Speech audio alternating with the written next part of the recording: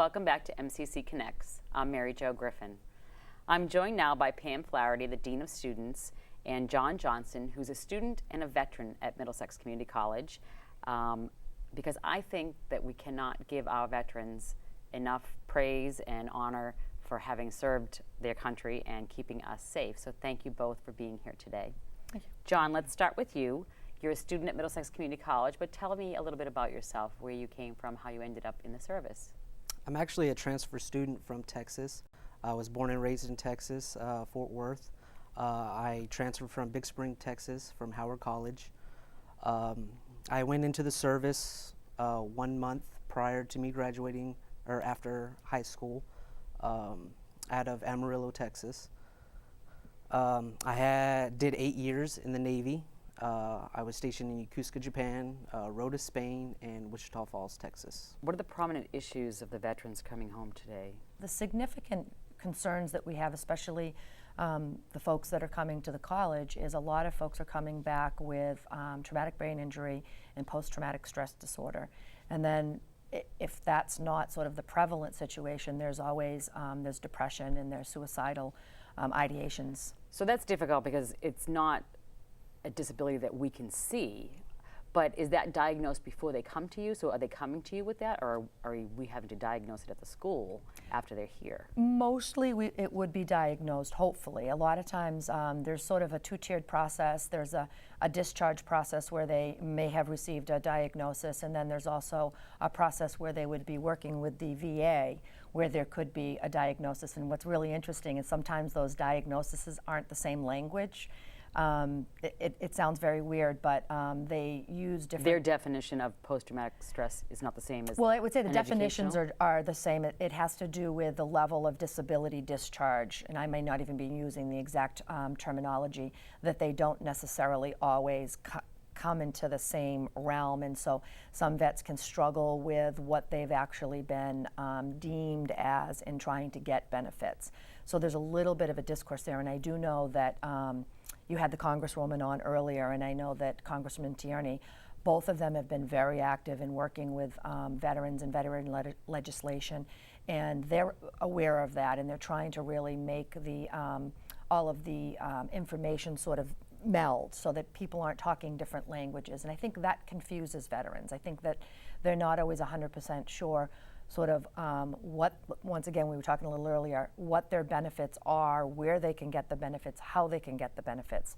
And I think when it comes to such things as post-traumatic stress and any kind of depression or suicidal stuff, that they really need care. And sometimes you really don't care what levels or anything like that. You just want to make sure that they're getting the right care that they need.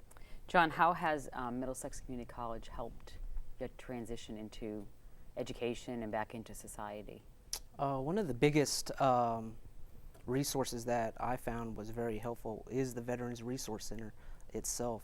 It's a place where military members can go to get information, sit down, have that camaraderie amongst different military members. The people there are very knowledgeable. If you have a question and they don't know it, they definitely know resources to go to and get that answer. And just having a place to go to where you feel comfortable and they have the answers for you, because it is a maze of information and paperwork, and just having that knowledge and that guidance here. Are you seeing veterans from other generations at the college?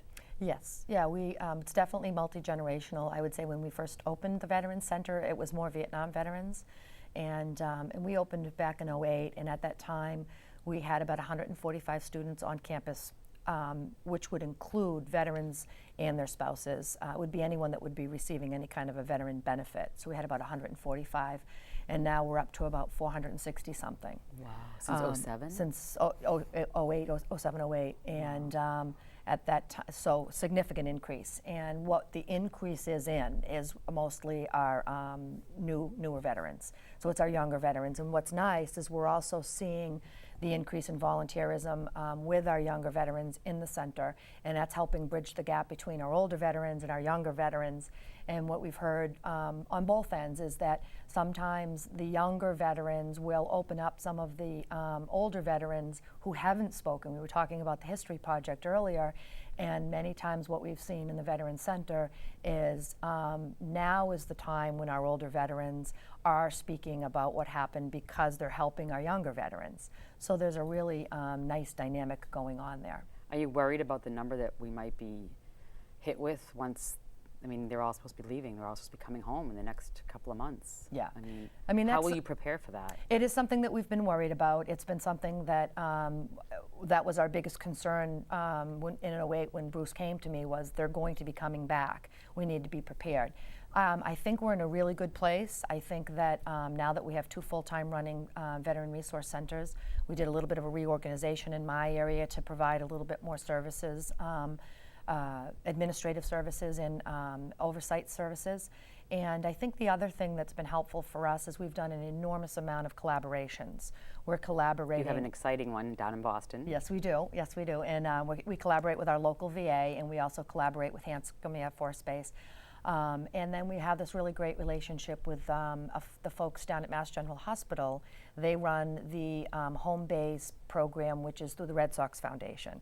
So between those collaborations, we've been able to bring in all kinds of educational resources. We tap into the professionals in the area and have them come in and do professional development for our faculty so that they better understand veterans issues. We've had panel presentations. We've had all kinds of fundraisers. There's a couple things that we've been talking about, which is the Veterans History Project. We had the Theater of War. There's wonderful collaborations that have been happening because of the relationships that we've been building with what's out in the community. John Johnson, thank you so much for coming in today. Thank you for your service to our country. And I hope that your experience at Middlesex Community College goes well. And you hope to be a dentist, a dental hygienist? It's actually dental laboratory technology. It's working with crowns, bridges, and dentures. Oh. Yes, ma'am. So you went from being on a Navy ship to going into people's mouths. Yeah. Well, you have beautiful teeth, so. Well, thank you.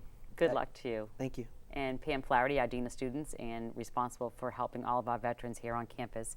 And I'm so glad you came on today, because I'm sure a lot of veterans out there are watching, and they'll know that Middlesex Community College can be a home for them. Yes, and I probably should mention that we are named as GI Magazine's one of their veteran-friendly schools. Oh, that's terrific. Yeah. Well, congratulations. Thank you. Thank you for joining me for this episode of MCC Connects. Stay tuned each month for a new episode so that you too can stay connected to Middlesex Community College.